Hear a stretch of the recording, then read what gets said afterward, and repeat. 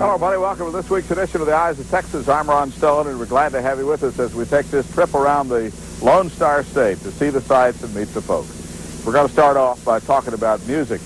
Now, I'll tell you that when I was growing up all those years ago in eastern Oklahoma, we listened to Willie Joe Mitchell and the Boys. And Gary James, the producer of the Eyes of Texas, grew up in Big Spring, listened to the music of a fellow named Roy Orbison and the Wink Westerners. Well, Roy Orbison made it. Willie Joe didn't. And for everyone who makes it, there are all those thousands of people who practice daily in the garage hoping for the big break. Some of them are still practicing and still playing, still hoping. Just take those old records off the shelf. I'll sit and listen to them by myself. Today's music ain't got the same soul. I like that old-time rock and roll. We'll try to take the... They were bigger than Buddy Holly in their slightly confined circle back in the old days. They were called the Mood. That was 30 years ago. Today, times have changed. The Moods have grown up. Good defense. Let's go. Clyde Wallace is the basketball coach at Seguin. Jim Bazar has an office job in Round Rock. David Roschke sells carpet in Lockhart. Cotton Voigt is a cable technician at Lumen. Fred Frazier owns his own x-ray business in Katy. Barry Birchhausen is a teacher at Woodsboro. And Ross Whiteside is a chemist for Dow. The Moods was created in the late 50s when a few high school kids got together and entered a talent show. I started out when I was, 14 years old, 12, 14 years old, in Taylor. And I played with the Fairlanes, which is a polka and waltz band. And then we went to, from that to like a top 40 deal, which was called the Pharrells. And then I jobbed around a lot with different groups. Roschke wasn't one of the original Moods, but Cotton Voigt was. He was in the band during its heyday, and in the National Guard, too, part of the time. It made for some busy weekends. One weekend a month, we served all day Saturday and all day Sunday. We were fortunate we get off late Saturday afternoon. We get just in time to play that night, and we get off at 1. And we packed up and then got back to guard camp. It would be like 3 or 4 o'clock in the morning, and we get up at 5 o'clock and be in the National Guard all day.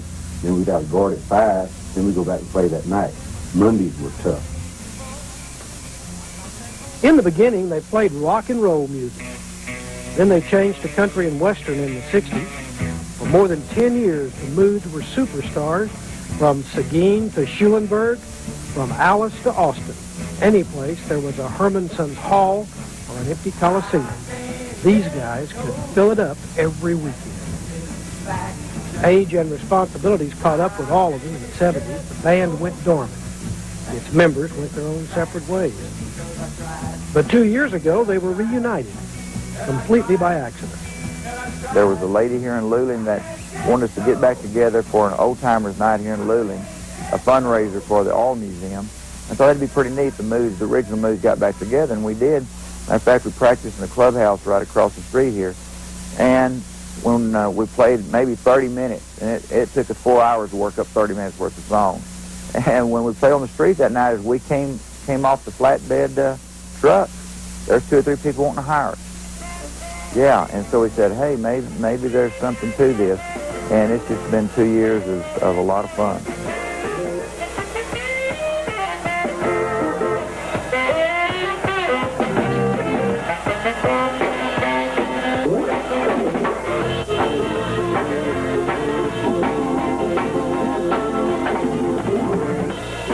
A rebirth of 50s music and 50s fashion has now given new life to the Moods.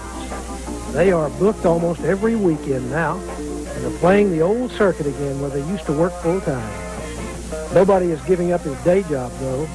They're just pleased to be making music again and don't mind the strain of working 2 jobs.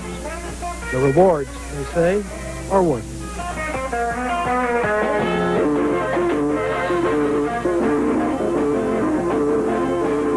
The old music was at least they had a dance beat to it. People can dance to it, they can relate to it. what makes you feel good is when they stop.